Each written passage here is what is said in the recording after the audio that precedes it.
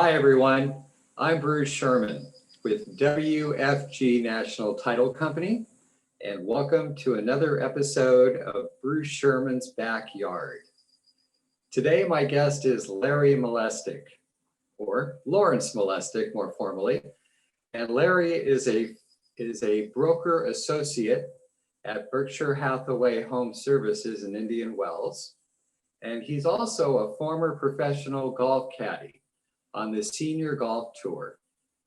And Larry has also authored a book, which we'll talk about in a minute. Larry, you want to go ahead and hold up your book and say hi?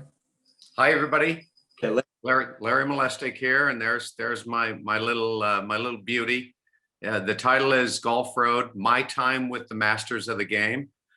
You'll notice the foreword is written by none other than Gary Player, one of the big three. It's available on Amazon, so please check it out. Pull it up a little bit more. So Larry's book, Larry wrote his book a few years ago, and I read the transcript back then. And fortunately, he had it published recently, and not totally about pitching your book, but it's really a great read. I enjoyed it thoroughly, and it's got a lot of great insight on you, Larry, as a grown up in Chicago and caddying when you were a kid, and how your life progressed, and you became a caddy on the Senior Golf Tour. So thank you for joining me this morning. My pleasure. So Larry, who have you caddied for? Well, I've caddied for a lot of different players. I would say, Bruce, most notably my big names. Obviously, Gary Player. I worked for Gary for 3 years. I worked for Chichi Rodriguez for 4 on 2 different stints. I worked for Chichi for 3 years and then another year. I worked for Bruce Crampton, a famous Australian that a lot of people have never heard of. Bruce is one of the greatest players never to win a major. He finished second in 4 majors on the PGA Tour, all to Jack Nicklaus, which is interesting. Packed for Trevino 1 week, which was really interesting. He's a chapter in my book.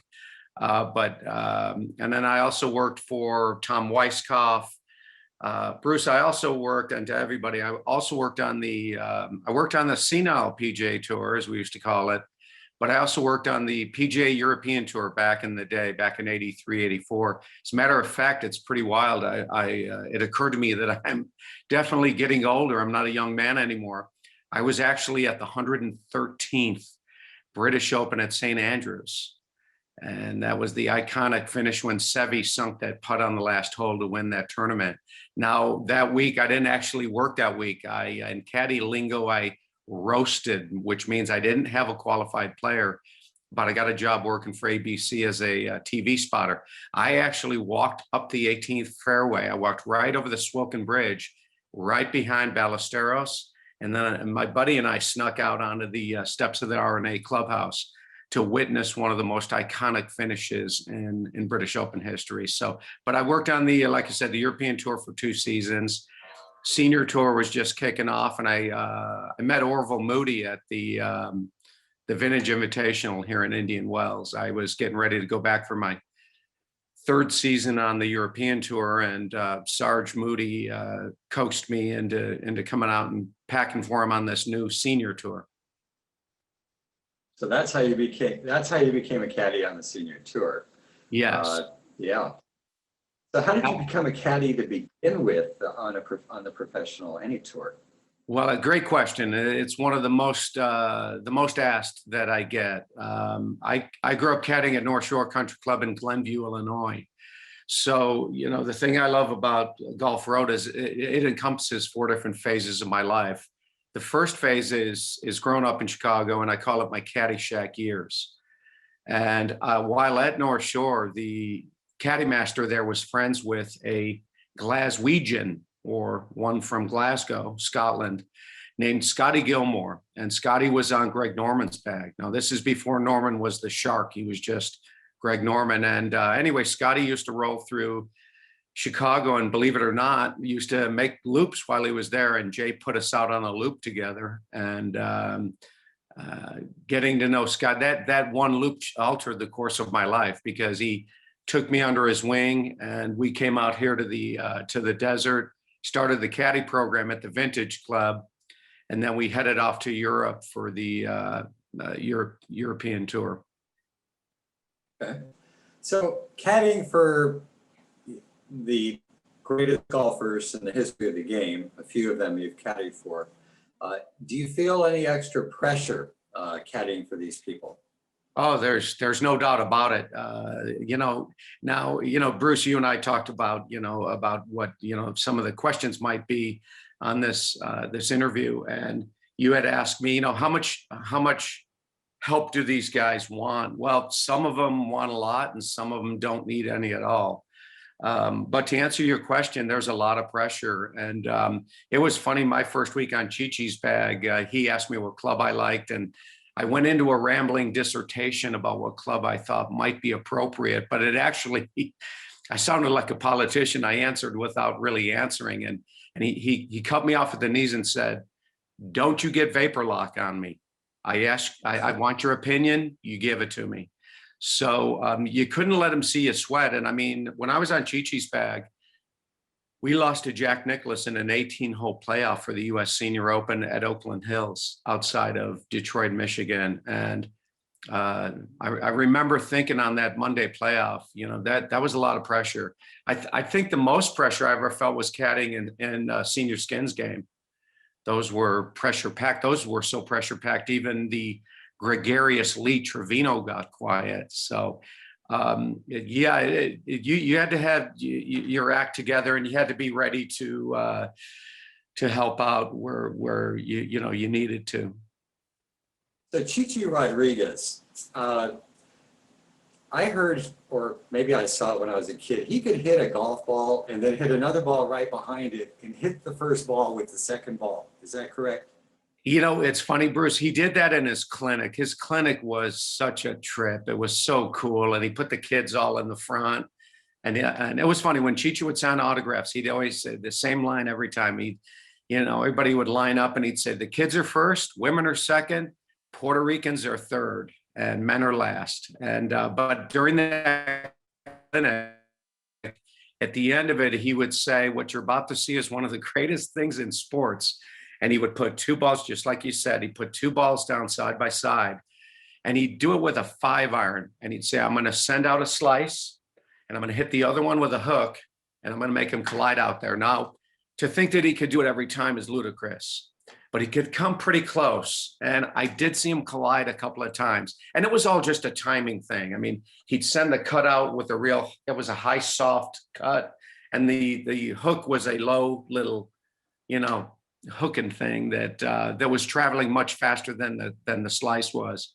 And it was something to behold. I saw them bounce off the ground one time into each other, and the crowd would just go nuts. It was pretty cool. That's amazing. So what's the most memorable golf course you ever walked or caddied on? Well, it's funny. It's a tie. It's St. Andrews, as I said. I mean, walking up that 18th fairway and just listening to that crowd in '84, it was deafening. It was just so cool. And when Seve sunk that putt on the last hole, it was amazing. But probably, really honestly, the preeminent would be the Masters. I worked the Masters twice for Gary. I would have worked those 2 weeks for nothing. And I conveniently failed to tell Gary that. It was something to drive up Magnolia Lane in a courtesy car, sitting next to 3-time champion, 3-time runner-up. And Augusta National is something really, really special. It is just amazing. And in my memoir, there's stories in there that I obviously, it would take a long time to even begin to tell you some of the stories, but there's some crazy stories. I was there in my first year was '92, and John Daly had just won the PGA Championship in '91. So he was exempt to play the Masters in '92. And there's a pretty cool story about what he did on the driving range that first morning. The Masters is really something just iconic. It is just an amazing thing. And Gary had, to be there with him, he had a story for every hole, every square inch of turf. It was really, really cool. Yeah. So what did John Daly do, real quick? Well, on the old driving range at Augusta, it was only about 280 out to the base of the fence. And then there was about a 30 or 40-foot fence. Now, it's rumored that the only one that ever flew it over that fence was Nicholas, and that was in his younger days. Now, you got to understand the equipment has evolved so much. The shaft technology and the metallurgy and the ball technology. So Jack, with the old equipment, he was the only one to actually fly it over that fence. Well, they knew Daly was coming. So they knew this kid from Dardanelle, Arkansas was ungodly long. So they stacked another 30 feet on that fence. He walked onto the driving range, and some wise guy in the gallery yelled out, "Hey, Daly, let's see what you got." He hadn't hit a ball. He hadn't even warmed up, hadn't taken a swing. He probably had a hangover, I'm going to guess. And he grabbed his driver. He grabbed his own ball out of the bag.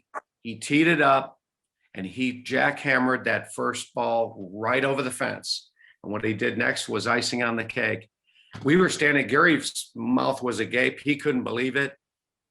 Daly put the driver back in the bag, put the head cover on it, draped his waterproof over his shoulders, and walked right off the driving range. I mean, it was the ultimate mic drop. It was something to see. And Gary asked me, he says, "Larry, man, did you see that?" I said, "Gary, did I see that? I'm going to be telling my grandkids about that shot." So that was just one of the first things. My first time at the Masters, I was part caddy, part spectator. So it was really, really cool. And what happened, one of the really poignant things that happened when I first got to the Masters, I got my white overall. And I remember walking past a man holding the hand of his son. And right as I swept by him, I heard the boy say, "Dad, look, there's Gary Player's caddy." And I got chills, and that signified the whole Masters experience for me. That, wow, I'm really here. I'm at the Masters. Now, Gary missed the cut, which he was 58 years old. And by the way, it's worth noting that we were flying on his jet to the Masters. Gary's 58 years old, and he was talking about winning the Masters. He said to me, Larry, he says, "I think if I can putt well, I can win the Masters." And I wrote in my book that I thought the old man's cheese was slipping right off his cracker. And so it was, like I said, he missed the cut, but it was still cool to be there. I went back the next year, and he actually made the cut. He just barely made the cut. That's amazing. That's great stories. So in closing, what's the nicest thing, let's say, that you ever saw a pro golfer do for anyone or for you? Well, there's a couple of things. I mean, caddy for Chicha Rodriguez, Cheech, some of the amazing things. And there's a lot of stories in this. I did a very good job of memorializing the things that I was so fortunate to witness.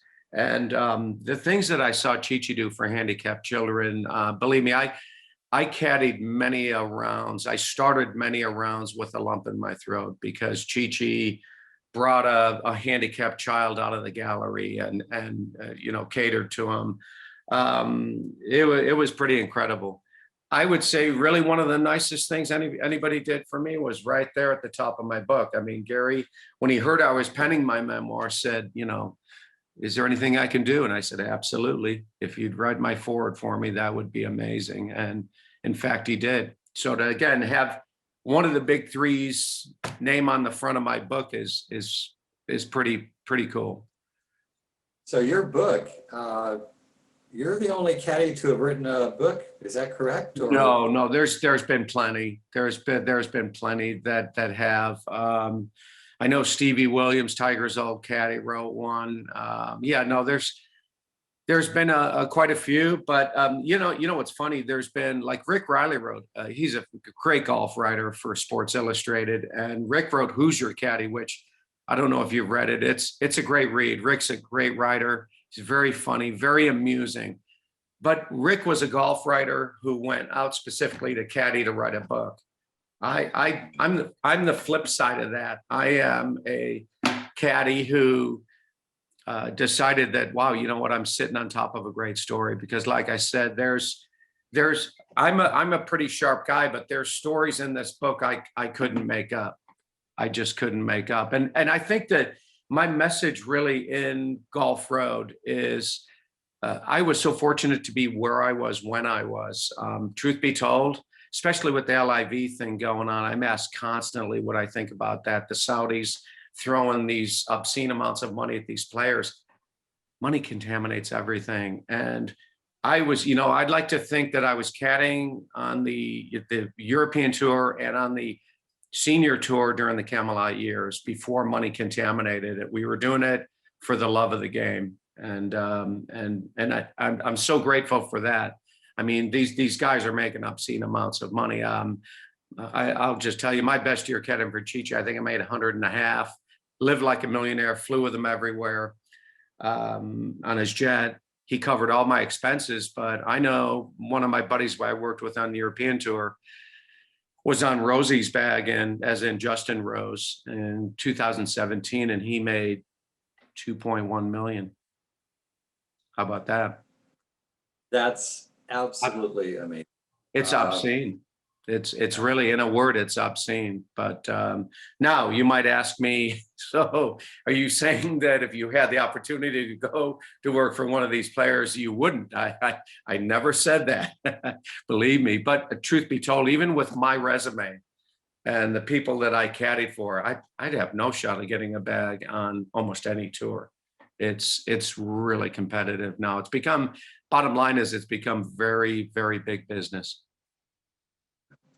Well, that's the world of sports, and sports is very much a reflection of society. Yes. And it's just going in that direction in many avenues of sports. So Larry, I want to thank you so much for joining me this morning. My pleasure, Bruce. Thanks for having me. Yeah, your insight's been really appreciated, and for everybody out there who's watching and enjoys golf, I'm sure Larry's book and his stories will be of interest to you. And thank you all. One last thing, if you would please, first and foremost, buy a copy of Golf Road on Amazon, and then I need reviews, please. As self-published authors, we live and die with reviews. So please, reviews are big. Okay. All right, Larry, we'll give you a good review. So anyway, thank you very much, Bruce. Thanks for having me. My pleasure. Thank you, Larry. Thank you. Thank you, Larry. You're welcome. Bye-bye. Bye. And thank you, everyone, for joining us for another edition of Bruce Sherman's Backyard. And don't forget, WFG National Title features an exclusive 25% discount to the sellers who are seniors 55 and older or who are military. Write us in and we'll save your clients money.